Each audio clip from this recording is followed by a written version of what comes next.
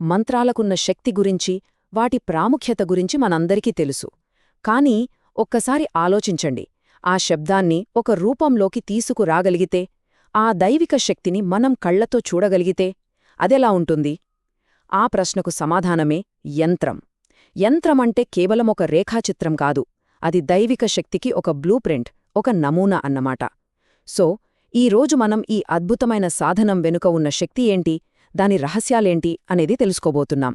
దీని సింపుల్గా అర్థం చేసుకోవాలంటే మంత్రమనేది ఒక దేవత యొక్క ధ్వని రూపం, అంటే సౌండ్ బాడీ అన్నమాట. మనం వినగలిగే దైవత్వం.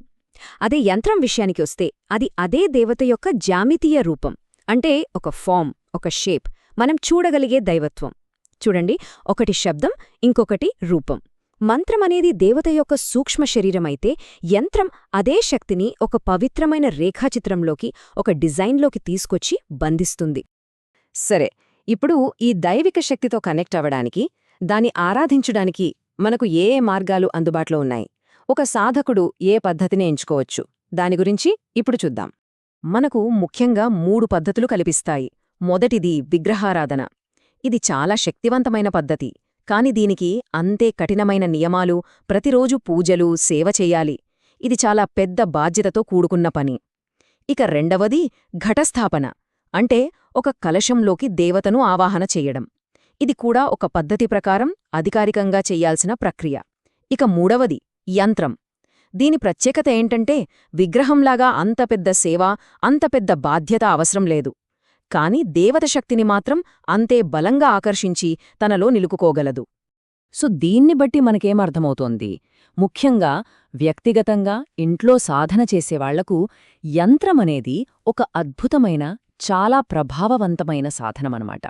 ఎందుకంటే తక్కువ నియమ నిబంధనలతో ఎక్కువ శక్తిని పొందటానికి ఇది ఒక గొప్ప మార్గం. సరే, యంత్రం గొప్ప సాధనం అంటున్నాం. మరి మార్కెట్లో దొరికే ఏ యంత్రం కొన్నా పనిచేస్తుందా? అసలొక గీతలకు, ఒక డయాగ్రామ్కి ప్రాణం ఎలా వస్తుంది? దానికి శక్తి ఎలా వస్తుంది? అసలు సీక్రెట్ ఏంటో ఇప్పుడు తెలుసుకుందాం. ఈ మాట ఒకసారి గమనించండి. సరైన ప్రాణ ప్రతిష్ఠాపన లేని యంత్రం అర్థం లేని ఒక సాధారణ రేఖాచిత్రంతో సమానం. ఇక్కడ మనం పట్టుకోవాల్సిన పదం ప్రాణప్రతిష్ఠ. అదే అసలైన మ్యాజిక్. ఈ ఒక్క ప్రక్రియ జరగకపోతే మీరు బంగారంతో యంత్రాన్ని చేయించినా సరే అది కేవలం ఒక అర్థంలేని డయాగ్రమ్ మాత్రమే. ఇంతకీ ఏంటి ఈ ప్రాణప్రతిష్ఠ? ఇది మనం రోజూ చేసే సాధారణ పూజ కాదు. ఇది చాలా పవిత్రమైన, శక్తివంతమైన ప్రక్రియ. మంత్రాలు, హోమాల ద్వారా ఒక నిర్దిష్ట దేవత యొక్క ప్రాణశక్తిని, చైతన్యాన్ని, అంటే లైఫ్ ఫోర్స్ని ఆ యంత్రంలోకి ఆహ్వానించి నింపుతారు. సింపుల్గా చెప్పాలంటే ఒక ఖాళీ బ్యాటరీని పవర్ఫుల్గా ఛార్జ్ చేసినట్లు అనమాట. ఆ తర్వాత ఆ రేఖాచిత్రం ఒక సజీవమైన శక్తి కేంద్రంగా మారిపోతుంది. ఓకే, సో ఒక యంత్రం పవర్ఫుల్గా పనిచేయాలంటే 3 కీలకమైన అంశాలు గుర్తుపెట్టుకోవాలి. ఒకటి, దాని డిజైన్. శాస్త్రాల్లో చెప్పినట్టుగా ఖచ్చితమైన కొలతలతో, జ్యామితీయ ఆకారంతో గీసి ఉండాలి. 2, మెటీరియల్, అంటే ఏ పదార్థంతో చేశారు అనేది.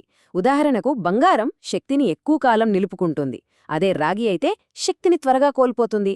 ఇక మూడవది, అన్నింటికంటే ముఖ్యమైనది, సరైన పద్ధతిలో చేసిన ప్రాణప్రతిష్ఠ. ఈ 3 కలిస్తేనే అది శక్తివంతమైన యంత్రమవుతుంది. సరే, ఇదంతా థియరీ. ఇప్పుడు ప్రాక్టికల్గా ఏం చెయ్యొచ్చో చూద్దాం. మనలో ఎవరైనా సరే ఇంట్లోనే ఉండి చేసుకోగలిగే ఒక సింపుల్ కానీ చాలా శక్తివంతమైన 11 రోజుల సాధన గురించి ఇప్పుడు తెలుసుకుందాం. దీనికోసం మీరు ఖరీదైన బంగారం, వెండి యంత్రాలు కొనాల్సిన అవసరం అస్సలు లేదు. మనకు కావలసిందల్లా కేవలం ఒక తెల్ల కాగితం, ఒక ఎర్రసిరా పెన్ను. వీటితోనే ఈ శక్తివంతమైన సాధనను మనం ప్రారంభించవచ్చు. మరి ఈ సాధనకి మనకు కావాల్సిన వస్తువులేంటో చూద్దాం. ఒక తెల్ల కాగితం, ఒక ఎర్ర సిరా పెన్ను, కొన్ని పువ్వుల రేకులు, కొంచెం విభూతి, అష్టగంధం, కుంకుమ, అలాగే నైవేద్యం కోసం ఏదైనా తీపి పదార్థం లేదా బెల్లం ముక్క. ఇవి సిద్ధం చేసుకుంటే చాలు.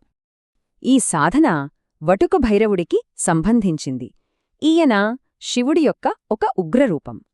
ఇప్పుడు ఎలా చెయ్యాలో స్టెప్ బై స్టెప్ చూద్దాం. ముందుగా ఆ తెల్ల కాగితం మీద ఎర్ర పెన్నుతో వటుక భైరవ యంత్రాన్ని గీయాలి. అంటే ఒక 6 కోణాల నక్షత్రం, దాని చుట్టూ ఒక వృత్తం, 8 రేకులు, ఆ తర్వాత ఒక చతురస్రం. గీసిన యంత్రాన్ని ఒక పళ్ళెంలో పెట్టి దీపం, అగరబత్తి వెలిగించాలి. ఆ తర్వాత వటుక భైరవమూల మంత్రాన్ని 3 మాలలు అంటే 108x3 మొత్తం 324 సార్లు జపించాలి. ప్రతిసారి మంత్రం చదువుతున్నప్పుడు మనం సిద్ధం చేసుకున్న పువ్వులు, విభూతి, కుంకుమ మిశ్రమాన్ని కొద్ది కొద్దిగా ఆ యంత్రం మీద వెయ్యాలి. సరే, ఇలా 11 రోజులు చేశాక ఆ చివరి రోజు ఏం చెయ్యాలి? ఆ యంత్రం మీద మనం సమర్పించిన పదార్థాలన్నీ ఉంటాయి కదా, వాటన్నిటినీ జాగ్రత్తగా సేకరించాలి. ఇప్పుడు అది చాలా శక్తివంతమైన మిశ్రమమన్నమాట. ఆ తర్వాత దగ్గర్లో ఉన్న శివాలయానికి వెళ్లి నైవేద్యం సమర్పించాలి. అలాగే కనీసం ఒక్కరికైనా అన్నదానం చేయాలి. వీలైతే ఒక చిన్న బాలుడికి అన్నం పెడితే ఇంకా మంచిది. ఇక ఆ కాగితపు యంత్రం సంగతేంటంటే దాన్ని మడిచి పూజామంత్రంలో ఉంచుకోవచ్చు, లేదా ప్రవహించే నీటిలో గౌరవంగా నిమజ్జనం చేయవచ్చు.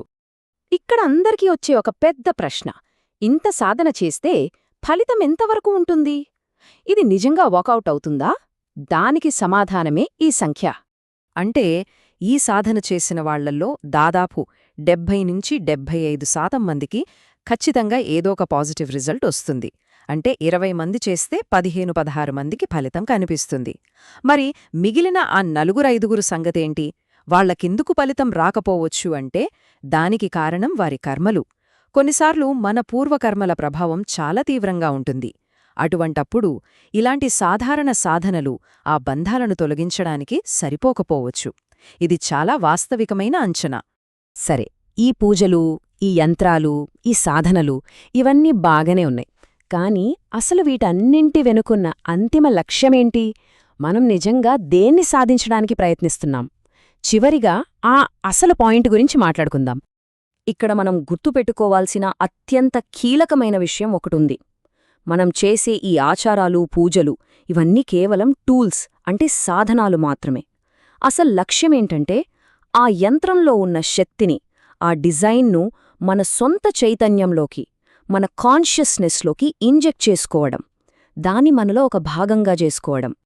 ఒక్కసారి ఆలోచించండి, ఒక కాగితం మీద మనం గీసుకున్న ఒక సాధారణ రేఖాచిత్రం మన లోపలి ప్రపంచాన్ని, మన ఆలోచన విధానాన్ని పునర్నిర్మించగలదు అంటే ఎలా ఉంటుంది?